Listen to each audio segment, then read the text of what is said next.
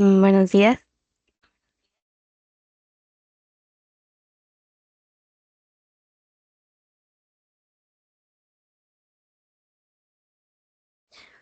¿Qué tal?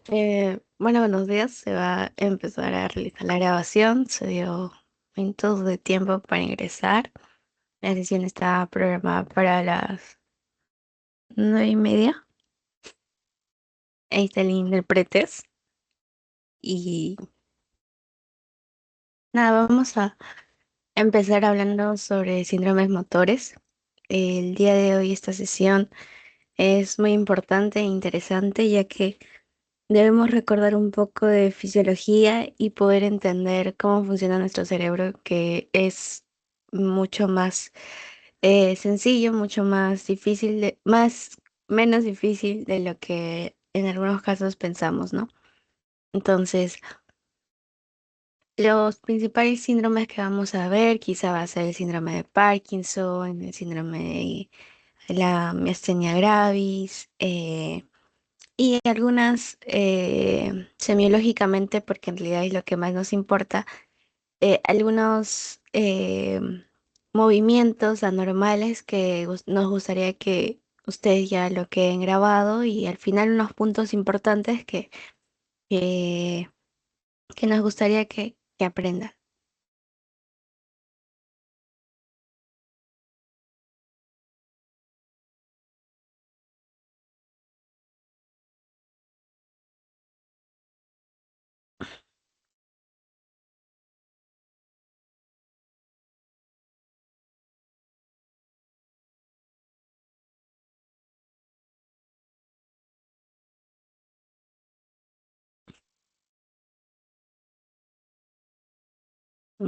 Ya, muy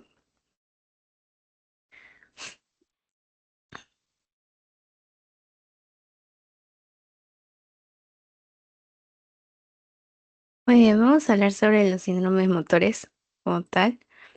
Eh,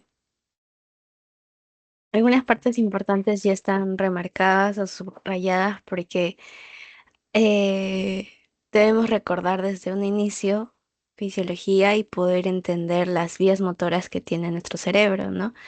Entonces, partiendo de ello, debemos empezar relacionando que existen tres tipos de vías motoras muy importantes, ya que nosotros, al referirnos a un síndrome motor, debemos recordar cuáles son las conexiones, ¿no? En este caso nos hablan de unas astas anteriores de la médula.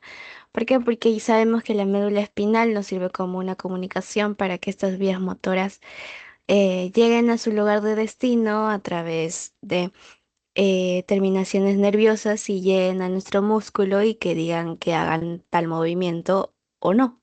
Entonces, para ello, recuerda la vía que tenemos, la vía piramidal, la vía extrapiramidal y el sistema cerebeloso.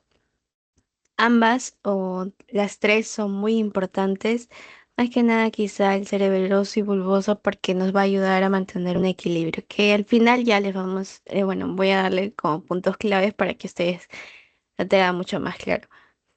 Vamos a empezar primero con la vía piramidal. Cuando hablamos de una vía piramidal, estamos hablando de los movimientos voluntarios que se generan, específicamente donde en la corteza motora de nuestro cerebro, ¿no? Entonces, acá es importante la ubicación que ustedes deben tener en cuenta, ¿no? Por delante de la cisura de Rolando vamos a tener una circunvolución pre-rolándica, el cual nos va a ayudar en esta imagen.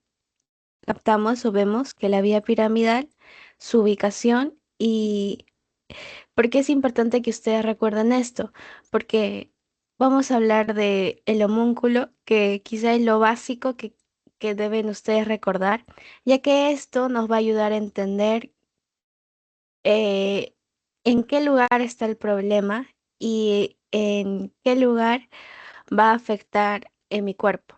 Como se dan cuenta, el homúnculo es como una persona, tiene sus partes, ¿no? Su cara, su boca, sus bracitos, sus pies. Entonces, en la parte más alta, como se ve acá, más alta, vamos a encontrar las rodillas, las caderas, las zonas distales de las extremidades. ¿Y por qué nos importa esto? Porque justamente en la parte más superior, si está alterada por alguna patología o algo, nos va a dar sintomatología o relacionada a estas partes específicas, ¿no? Rodillas, caderas, zonas distales de las extremidades específicamente, ¿no? Que en realidad vendría a estar ubicado, imagínense, este es el cerebro, más o menos en esta parte, ¿no? Y la parte baja, que es por acá, más o menos, eh, más que nada se va a relacionar a las masticación, deglución, específicamente, por ejemplo, no sé si han visto un ACV, que en muchos casos no solamente es una pérdida de, bueno, un accidente cerebrovascular, que quizá lo vamos a ver en la otra sesión, pero en muchos casos va a dar caída de la sonrisa, no sé si se recordarán las famosas eh, forma de poder diferenciar semiológicamente estos accidentes cerebrovasculares, quizá vas a poder relacionarlo y decir que en esta ubicación que hablábamos, en la cisura o circunvolución prerrolándica, quizá la parte afectada sería esta, ya que en muchos casos afecta la dilución, la cara, el cuello o zonas más próximas, ¿no? O sea, más cerquita. Las extremidades, la mano, por ejemplo. Entonces, es muy importante esto, sí. ¿Por qué? Porque el homúnculo siempre va a ser como la base para que ustedes tengan en cuenta las posibles características semiológicas que van a traer, que van a conllevar tener estas alteraciones, ¿no? Muy bien. Acá hablábamos de la quinta capa de células gigantes de Betz, quizá para que lo tengan en cuenta. Recuerden que esto está en el área 4. Eh, recuerden que se divide en tres específicamente, en área motora primaria, área motora secundaria y sensitiva, ¿no? Entonces, motora primaria y secundaria, vamos a ver acá en cuanto a la vía piramidal, cuando hablamos de la primera motoneurona o de la primera neurona, van a tener que recordar, vale la redundancia, la parte de la corteza, ¿no? Y va por el brazo, en este caso posterior de la cápsula. Eh, este es el homúnculo que estábamos hablando hace rato. Acá se ve mejor. Recuerden que en la parte más alta vamos a encontrar patologías quizá del miembro inferior y luego va bajando al miembro superior, luego la cara y al final la tráquea, que aquí podría dar síntomas respiratorios, ¿no? Entonces, recordar es principalmente su, eh, su recorrido, porque si la primera neurona, bueno, la parte de la corteza, como estamos viendo acá, la parte de esta corteza de acá que estoy tratando de señalar, eh, va por el brazo posterior de la cápsula interna y atraviesa el mesencéfalo. Si se dan cuenta, hasta acá no vemos un cruce en nuestro cerebro, por así decirlo. ¿Ya? Entonces, acá lo principal, esto es lo que se refiere al brazo posterior de la cápsula interna y esto vendría a formar parte del mesencéfalo, ¿ok? Y acá es importante que recuerden estos,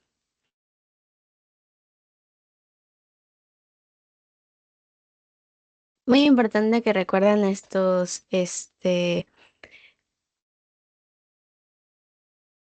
ya que si se tiene una afectación, por ejemplo, en el mesencéfalo con la primera motoneurona, vamos a tener quizá características no solamente de la corteza, que vendría a estar en relación a patologías o, bueno, anormalidades que vamos a ver, o a movimientos involuntarios que podría generar en las extremidades o en la cara o en la tráquea, sino que también en estos pares craneales, ¿no?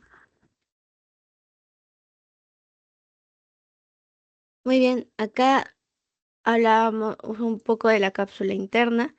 Esta, les presento, esta es la cápsula interna. Esta porción tiene sustancia blanca, tiene una zona de brazo anterior y posterior y haces. Está ubicada más o menos por acá, para que la tengan en cuenta. Está entre el núcleo caudado, tálamo y hipotálamo. Muy bien. Ahora, bueno, continuando con la vía piramidal, debemos, eh, si acá se dan cuenta, acá estábamos hablando de la corteza, es decir, del mismo cerebro, cómo va yendo su camino.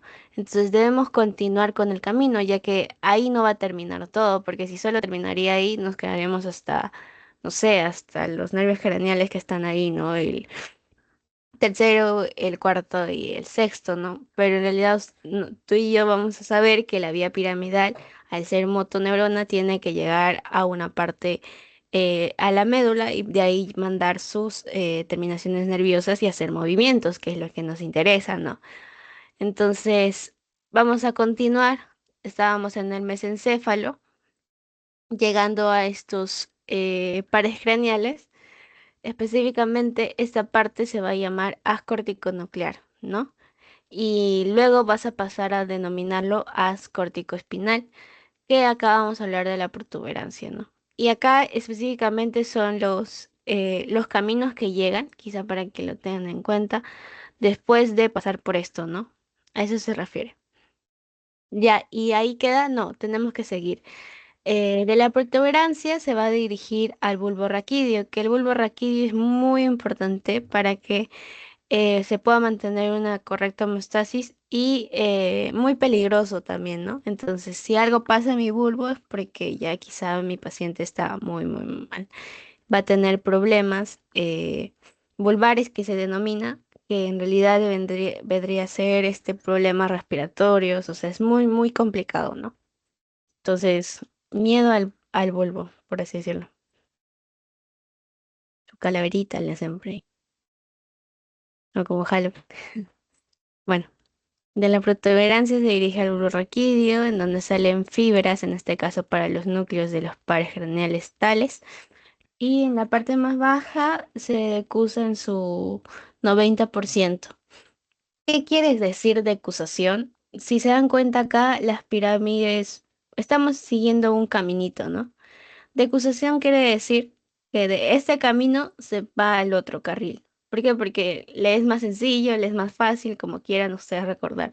Pero decusación es que está yendo por este carril, por así decirlo, se cambia a otro, pero solamente se va ahí el 90%. 10% continúa su camino por acá, ¿ya? Entonces, cuando hablamos muchos casos de una parálisis o de paresias o de parálisis para o plejías, en este caso plejías, eh, vamos a tener que recordar que existe una decusación piramidal y la típica pregunta que a veces realizan es, aquí está mi paciente, bueno, su cabeza, su cuerpo, me parece sus pies, pero bueno. Si mi afectación, voy a cambiar de color.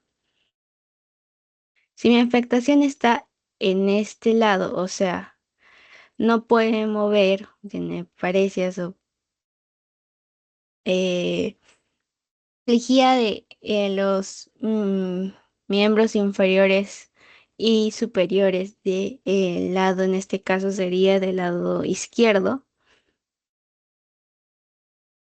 ¿Dónde estaría el daño? ¿En qué parte del encéfalo estaría, o del cerebro estaría el daño? ¿En el derecho o en el izquierdo? Gracias a esta decusación que existe del 90% de vías que va a pasarse a otro nivel, debemos recordar que si existe o bueno, una hemiplegia o plejía, en este caso del lado ipsilateral o contralateral también se denomina, vamos a siempre ver la parte contralateral. O sea que el problema está en el lado derecho, en el encéfalo derecho. Y de igual forma al lado contrario, ¿no? Si tienes un paciente con plejía en el lado derecho, pues muy probable que que el problema sea o se encuentre en el lado izquierdo, no en el mesencéfalo izquierdo. ¿Ya? Luego, acá estábamos viendo la decusación. ¿Se acuerdan que les dije que solamente se va el 90%, pero el 10% se va a quedar en el mismo carril, o sea, va a continuar? Eh, Muy bien, y esto es lo que se denomina la vía piramidal, ¿no? Recuerden, corticoespinal lateral se va el 90%, pero no todo se va, sino va a tener un 10% que va a ser corticoespinal anterior, que se va a quedar. O en muchos casos, cuando existen esto, lo que les estoy diciendo, de que mi paciente no puede movilizar, que es lo que se denomina eh, lejías, el 10% en muchos casos, o bueno, relativamente podría ayudar a recuperar volver a tener una salvación, por así decirlo. Voy a tomar agua.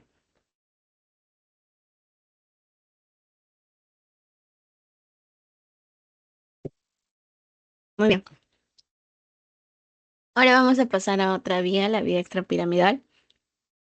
Eh, Esto es un sistema muy complejo que va a incluir vías motoras, como hablábamos en la misma corteza cerebral, los ganglios basales, el tronco del encéfalo, la médula espinal y que actúa separado a los tractos córtico-espinales.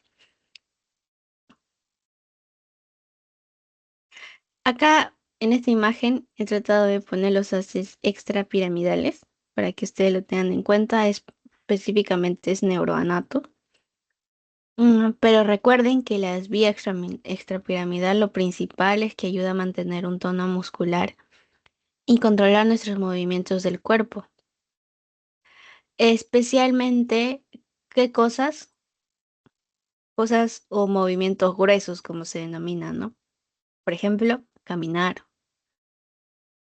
¿Qué más realizas de manera automática? Manejar bicicleta, quizá, porque ya está en tu memoria a largo plazo. Eh, o sea, cosas que tú realizas ya con tiempo, o sea, muy frecuente y que tu cuerpo ya está adaptado a eso. Sistema cerebeloso.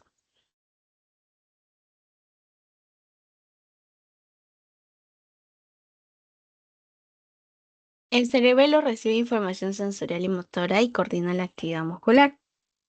Esto específicamente lo que más tendrían que recordar es el que mantiene el equilibrio y ayuda a controlar la postura. Otra cosa importante es que si esto se daña, si dañas las vías motoras, van a ser causadas por diferentes situaciones, ¿no? Y acá como que les traigo las causas de la afectación de las vías motoras, ¿no? Entonces, uno, la alteración en el desarrollo, traumatismos, en específico el traumatismo cráneoencefálico, el famoso TEC, pero ahora traumatismo cráneoencefálico, neoplasias, trastornos hipóxicos y vasculares. Acá vamos a hablar más adelante quizá del ACV. En esta sesión no, pero en la otra sí vamos a hablar de ACV.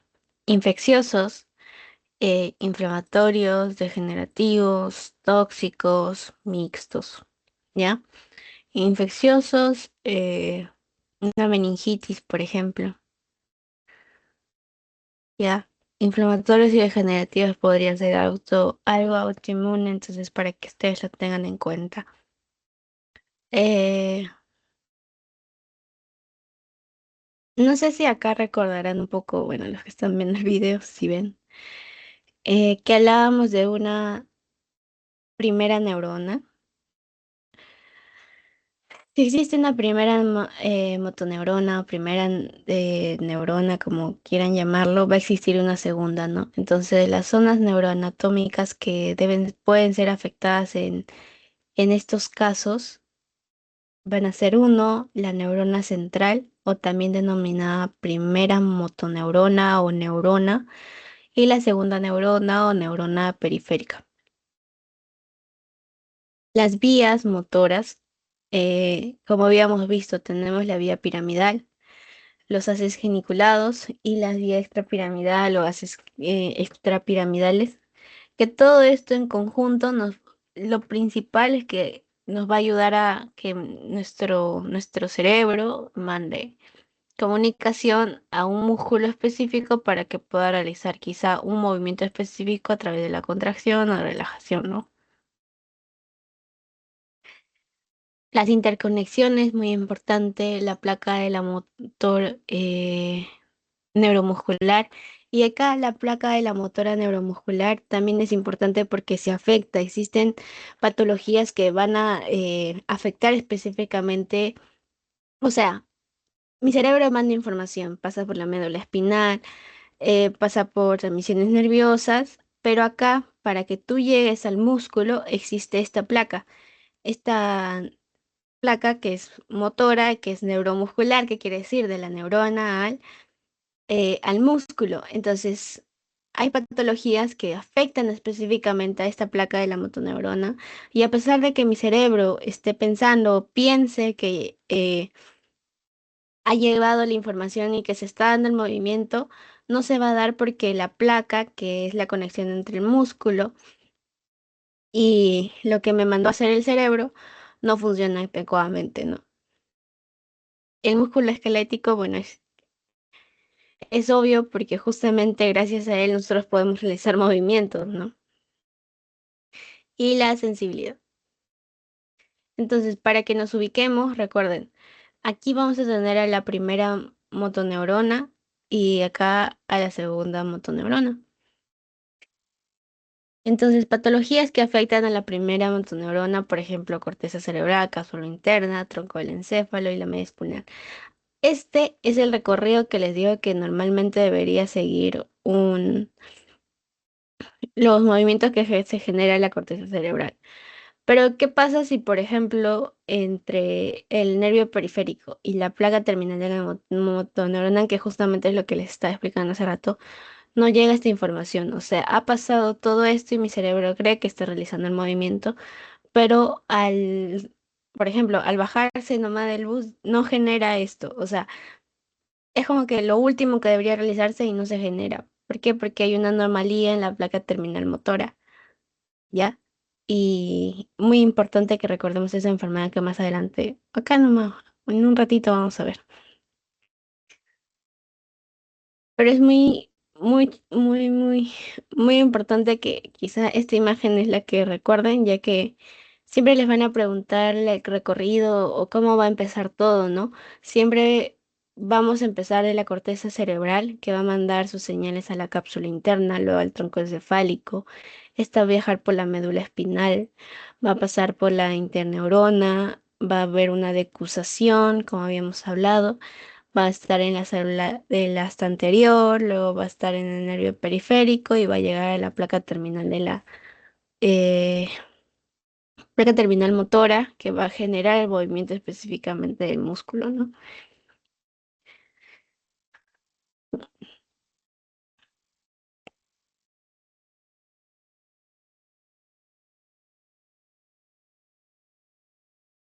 Y como estaba diciendo, no solamente, eh, vuelvo a recordar esto, no solamente puede estar causado por afectaciones en la placa terminal motora, porque también podría haber una patología que afecte acá, en la médula espinal. Y lo principal que justamente acá le habíamos puesto era las fracturas o los traumatismos craneoencefálicos o caídas de grandes alturas que provocan un cizallamiento de las vértebras, como miran, y un aplastamiento específicamente de la médula espinal que va a generar que ya no se pase, o sea, mi camino está cerrado. Cuando ustedes viajan por una carretera, lo principal que siempre deberían revisar o bueno, revisan es que el camino esté bien, ¿no? O que haya pase al menos por donde van a ir. Ya en este caso no hay pase, entonces ustedes van a quedar ahí por horas y horas y horas y horas y no van a poder pasar a pesar de que quieran pasar. Entonces más o menos es así. mi camino está bloqueado y no puedo hacer nada más que no funcionar quizá una hemiplegia, por ejemplo, o hemiplegia de miembros inferiores, que es más causado por una médula espinal que quizá no ha llegado en ese lugar para dar las terminaciones nerviosas adecuadas. Entonces, eso es muy, muy importante que recuerden.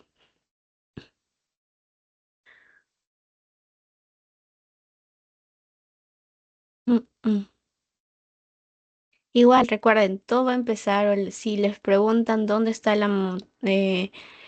dónde empieza el sistema motor piramidal en el área 4 que habíamos visto en la corteza cerebral. Nunca se olviden de esto. Luego va a pasar por un brazo posterior de la cápsula interna, al pedúnculo cerebral, a la porción basilar del puente, luego a la pirámide vulvar. Va a generar una decusación que, como les digo, es que estoy viniendo por este carril. No, me voy al otro porque es más sencillo, por así decirlo. Entre comillas, ¿no? Para que ustedes se recuerden. Ah, bueno, el que está viendo el video, si ven. Decusación de las pirámides, tracto córtico espinal ventral, córtico espinal lateral. Eh, Muy bien, la primera y segunda neurona, aquí hablábamos que la primera está en la corteza, la segunda en la asta anterior de la médula. Los haces periféricos, que están muy caracterizados por los pares craneales, son nervios periféricos, y los haces centrales, que es la vía piramidal, geniculado y extrapiramidales, ¿no? Esto quizá para que puedan tener como su resumen de todas las ideas que estábamos hablando. Y acá está la placa que también puede estar afectada o en la misma médula. El síndrome motor mm, frecuentemente va a causar ¿qué? Parálisis o paresia o plejías, ¿no? O movimientos involuntarios. Que es quizás semiológicamente lo que más nos va a importar, porque vamos a hablar de la marcha hemipléjica y muchas marchas más, como la táxica, la de Corea, Nakoren. Entonces, la parálisis va a ser específicamente la falla total de la motilidad voluntaria de un sector. Y acá va a depender si nosotros hablábamos de la mitad del cuerpo, habíamos hablado de una hemiplegia.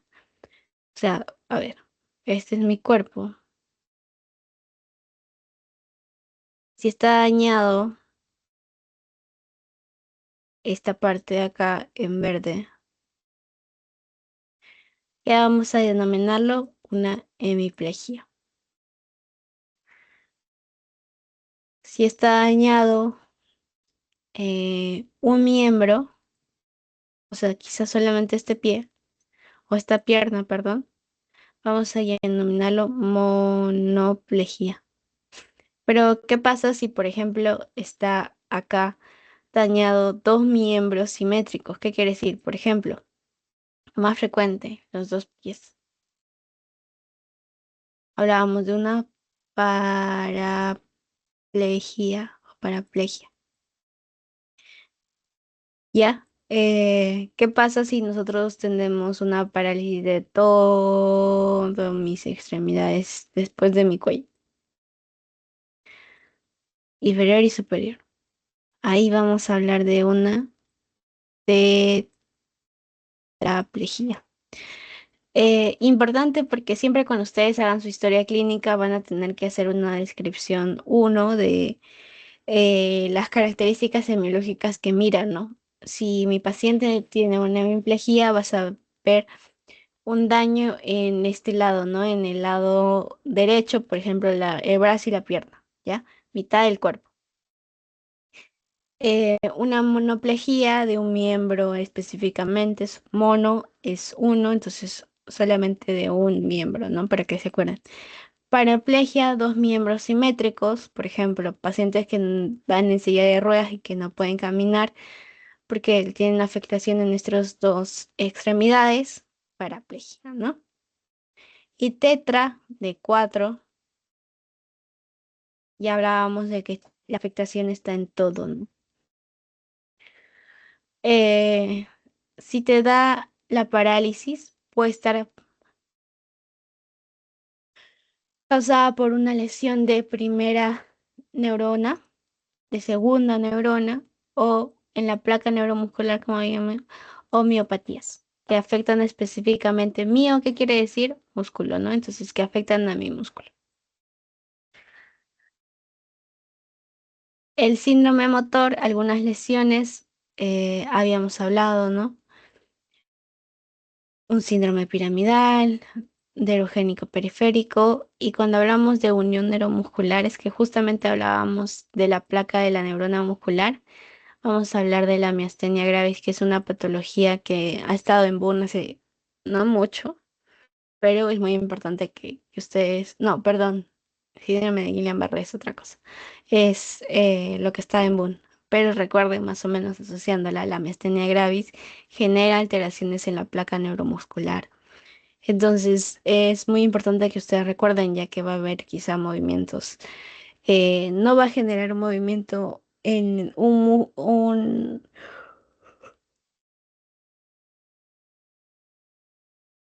en la terminación nerviosa que queremos, ¿no? Y acá un resumen de las lesiones del sistema motor. O sea, ¿qué pasa si se afecta la corteza cerebral? Lo más probable es que tengamos esto. Si se afecta la cápsula interna del tronco cerebral o la médula, vamos a tener síndromes de primera motoneurona. Pero si hablábamos de una afectación en el asta anterior de la médula, en la asta anterior motora o del nervio periférico, vamos a tener problemas de un síndrome de neurona o segunda motoneurona, ¿no? O de unión muscular o miasténico, para que lo tengan en cuenta.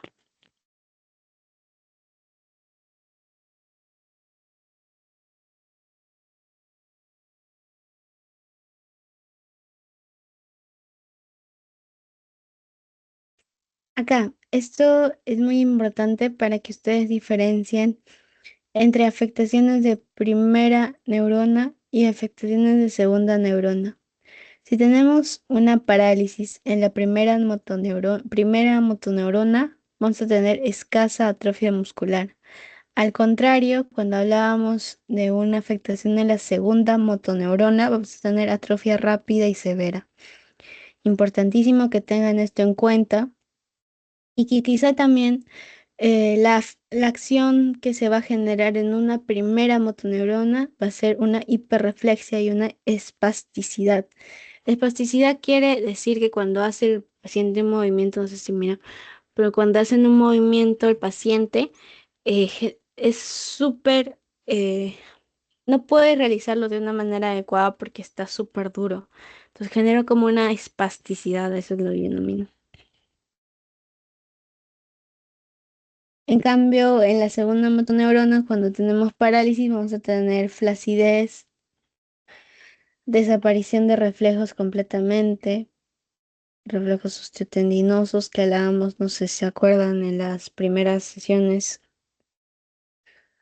aumento de receptores de acetilcolina, fasciculaciones y fibrilación muscular, ¿ya? Muy importante que recuerden esto, quizá es o debería ser pregunta de postes, pero se me pasó. Igual, recuerden esto, muy importante, la diferencia entre una primera y segunda motoneurona al realizar la parálisis. Y en resumen, si hay una afectación, una parálisis de la primera motoneurona, vamos a tener espasticidad. Si hay una afectación en la segunda neurona, vamos a tener flacidez. ¿Ya? Igual, acá es como un resumen. Primera neurona, hipertonía, hiperrefleja y reflejos patológicos no hay. Bueno, lesiones de la segunda neurona, hipotonía, hiporreflexia y ausencia de reflejos patológicos. Importantísimo que recuerden esto. Miren que quizá para que lo tomen screenshot a los que están viendo, muy importante.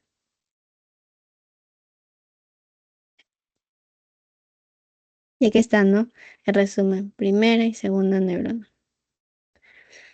Y ahora lo que nos compete, las maniobras que yo hago para poder detectar cualquiera de estos. Existe una maniobra llamada maniobra de Barré. específicamente para miembro superior. Ya es como se mira en la imagen. La paciente se le pide que enseñe las manos como tal y va a generar un movimiento normal. La maniobra de Mingazzini, que les podrían preguntar, porque normalmente en SEMI van a preguntar maniobras, cómo se realiza y todo. Esto es específicamente para miembro inferior y le pides al paciente que levante y va a tener una bajada de un pie. ¿Por qué? Porque no funciona justamente lo que habíamos visto, ¿no? Existe una hipertonía, una hiperreflexia, una hipotonía, una ausencia de reflejos peninos, o sea, no llega a lo que queremos que llegue. Una marcha hemipléjica, normalmente el paciente va a tener su pie para un lado, específicamente para el lado interno, y va a arrastrar el pie. Es tal cual. Si les ponen una marcha hemipléjica y les preguntan qué es, recuerden que es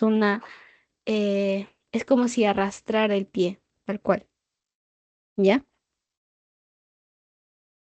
El síndrome piramidal de la motoneurona superior, en este caso la fisiopatología, cómo se da todo esto, es decir, parálisis central, para que ustedes lo tomen ahí, lo tengan en cuenta.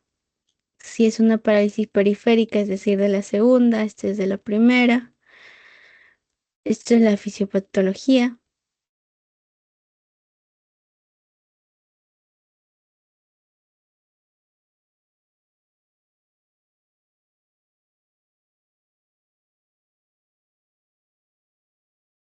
Ya, acá es un cuadro resumen donde hablan sobre el daño de la neurona motora inferior, ¿no?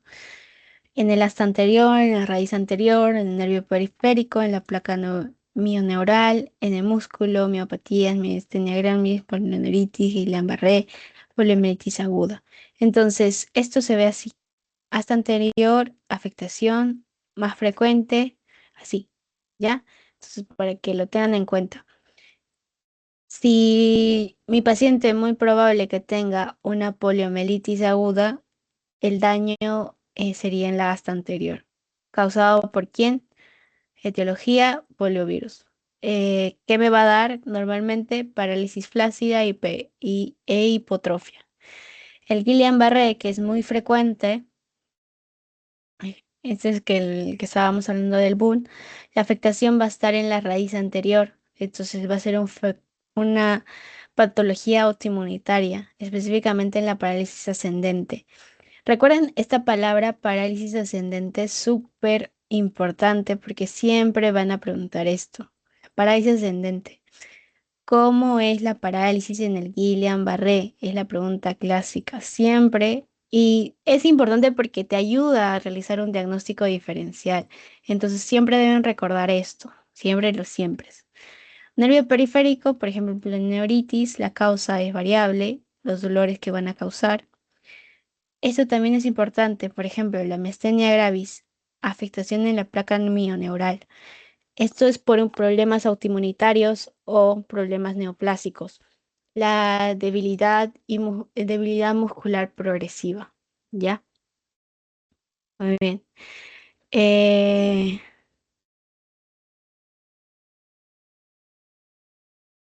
acá, esto es lo que quizá me gustaría que recuerden de la miastenia gravis, que justamente les hice una pregunta de esto. Importante que recuerden que los síntomas van a aumentar con la actividad. Y cuando mi paciente no haga actividad, es decir, se quede descansando, se quede sentado o echado, ya no va a tener estos síntomas como diplopía, disfagia, tosis, debilidad facial, dificultad para peinarse. ¿Se acuerdan del homúnculo? Bueno, esto afecta específicamente a la corteza y va a dar debilidad al masticar, al hablar, dificultad para peinarse, disfagia, diplopía, que mira doble, dificultad para comer o pasar las comidas. El síndrome extrapiramidal se denomina así porque existen específicamente la patología frecuente es el síndrome de Parkinson, que quizá es lo que más me gustaría que ustedes recuerden y las alteraciones que se presentan, ¿no? Asociación y automatismo de los movimientos, tono muscular que queda sin inhibición, ajustes posturales, integración motriz. Se deteriora el ajuste, por así decirlo. Por eso hay muchos casos cuando ustedes ven pacientes con Parkinson, ven pacientes que tiemblan mucho. Si se dan cuenta acá, lo característico es la tembladera, como llaman los pacientes, o el temblor en las manos, ya sea que esté caminando o esté en reposo, no le importa esta enfermedad. El Parkinson no le importa si estás descansando, si estás durmiendo o si estás caminando, no. Él va a temblar sí o sí. ¿Por qué? Porque hay una afectación en los automatismos de los movimientos.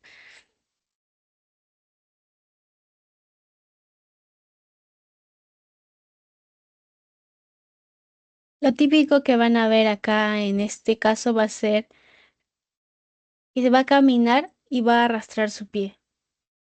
Va a tener un desequilibrio a pasos cortos y el paciente va a estar como curvadito, ¿no? Si se dan cuenta. El temblor es permanente. Por eso el otro día vi que en un artículo hablaban sobre una plausible implementación de un chip que genere estas terminaciones nerviosas y que ya no generen los temblores en reposo o en movimiento. Otra cosa que les podrían preguntar ahora en semio es si les ponen paciente varón que tiene una característica de un movimiento normal característico de contar monedas, que lo realiza con las manos o los dedos. Siempre piensen en un síndrome de Parkinson y también recuerden la rigidez del síndrome de rueda dentada. Muy bien, acá lo que les pregunté, la coria. La coria son movimientos involuntarios anormales de pies y manos, vagamente comparables a bailar o tocar el piano.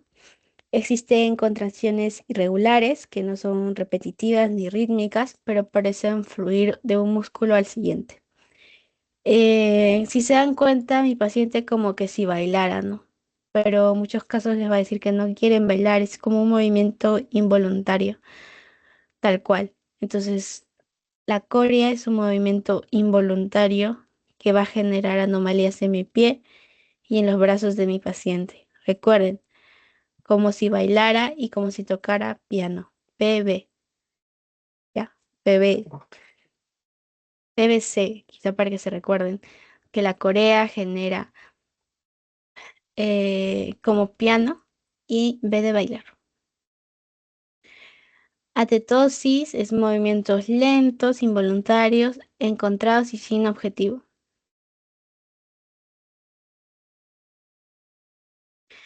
Muy frecuente que cuando mi paciente tenga atetosis tenga problemas del lenguaje, ¿ya? Y es como más o menos vamos a tener a nuestros pacientes, movimientos espasmódicos de brazos y quizá piernas y caras, y no tiene mucho equilibrio. Y la ataxia, que quizá les puedan preguntar, ¿no? Es la disminución de la capacidad de coordinar los movimientos. Mi paciente a veces no puede caminar bien, como que se desequilibra, pierde la coordinación, es decir, quiere avanzar con los dos pies en vez de con uno y ¡fum! Se puede caer, ¿no? La ataxia afecta no solo afecta a dedos, manos, brazos y piernas, ¿no? Al todo el cuerpo, al habla, a los ojos, o sea, recuerden que las terminaciones nerviosas no solamente van a estar en músculos, sino también va a generar otros movimientos específicos, ¿no? Y acá, para que ustedes recuerden o tengan en cuenta los puntos importantes a recordar, la vía piramidal, una actividad motriz, vía extrapiramidal, tono y control de movimientos, un sistema cerebeloso que va a coordinar la actividad muscular, mantiene el equilibrio y ayuda a controlar la postura, un síndrome motor normalmente te va a dar paresias o plejías. La afectación del síndrome motor va a estar tanto en la primera, en la segunda motoneurona. La parálisis o daño de primera neurona, daño de la segunda neurona, hasta anterior. El daño de la vía piramidal va a dar paresias tanto contralaterales, espásticas. El signo de Babinski positivo, que es eso del pie, no sé si quizá en sus prácticas lo van a ver.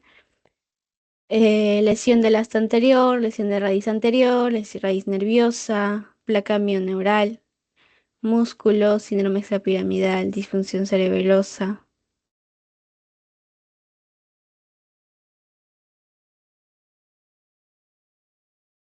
Muy bien.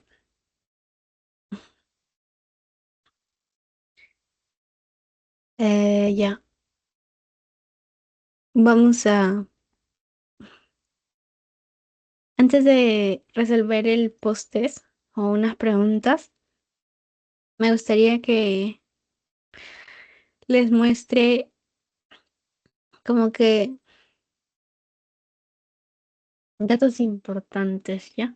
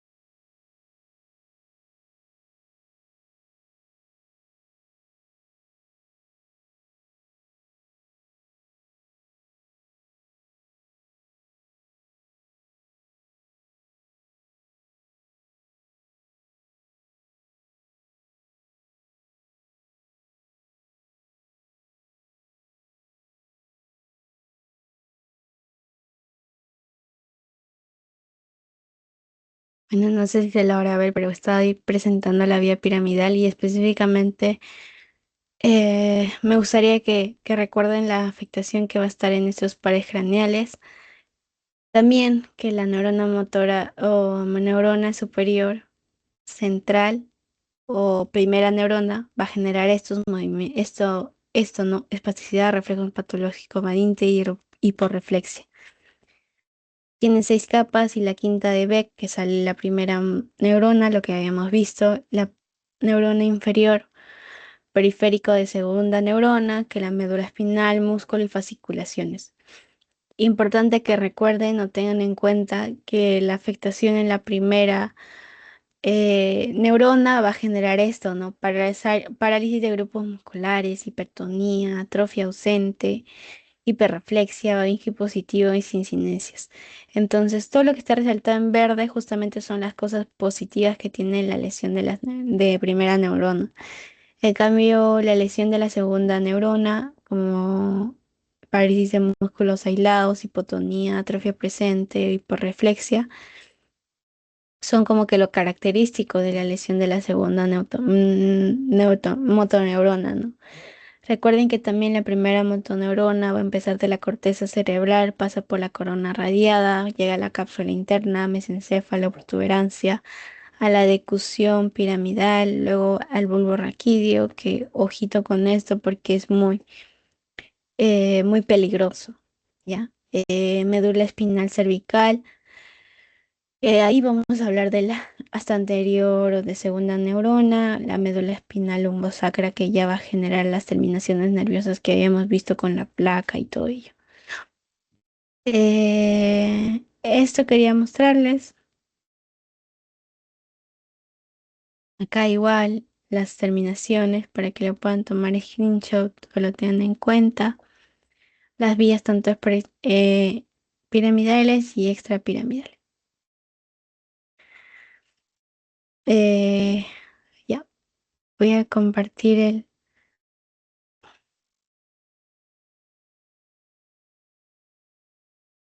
el post.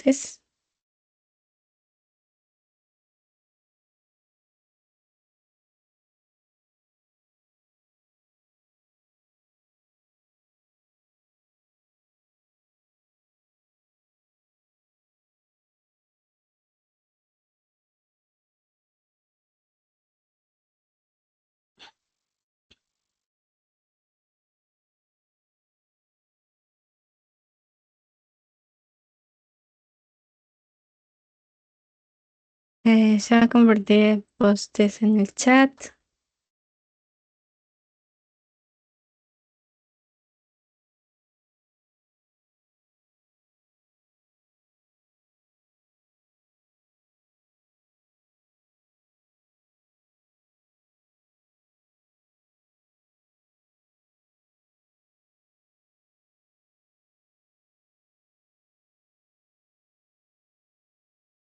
Bueno, eh, los síntomas del síndrome motor por trastornos de placa mioneural, por ejemplo, la miastenia gravis.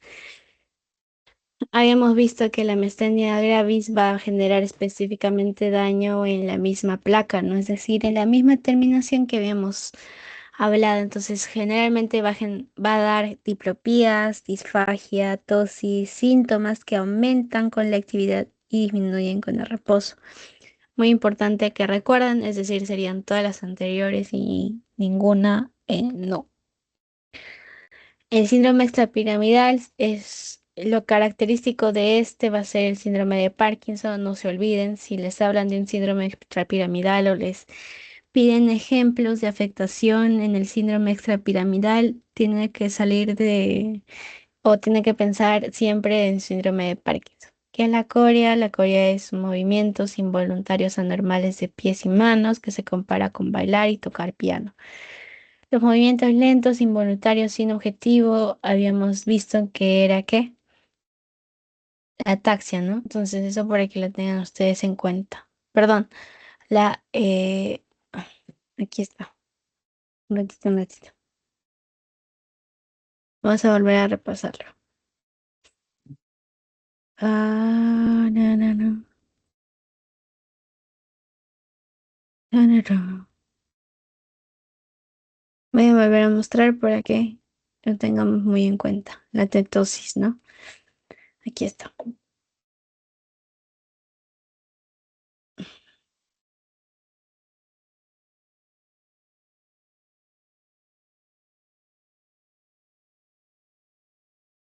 La tetosis, ¿no? Por ejemplo, la corea, movimientos involuntarios, la tetosis, ¿qué? Movimientos lentos, ¿no? Y la ataxia son trastornos que son característicos en la disminución de la capacidad de coordinar, ¿no? Recuerden esta imagen para que no se olviden. La ataxia recuerdan a tetosis, perdón, a la niña y la corea a este niño como que bailando y piano.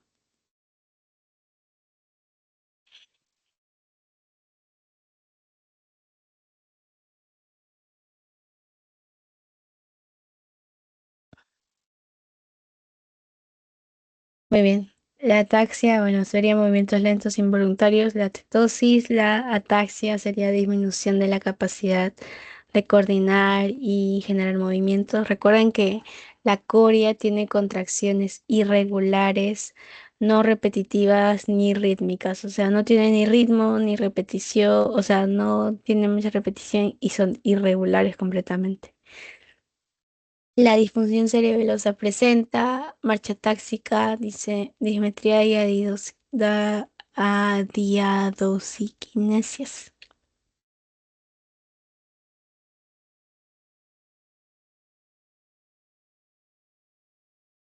Muy bien.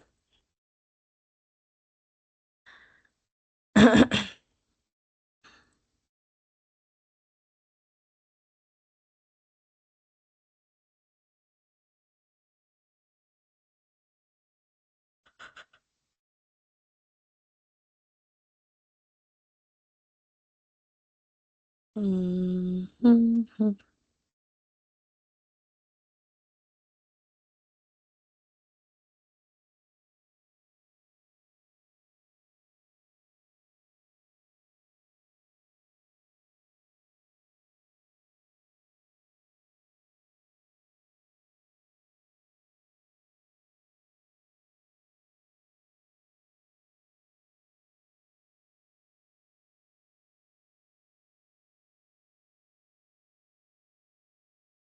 Muchas gracias por la sesión de hoy. Espero que a los que miren el video les sirva. Y luego vamos a estar subiendo de accidentes cerebrovascular o sistemas neurovasculares.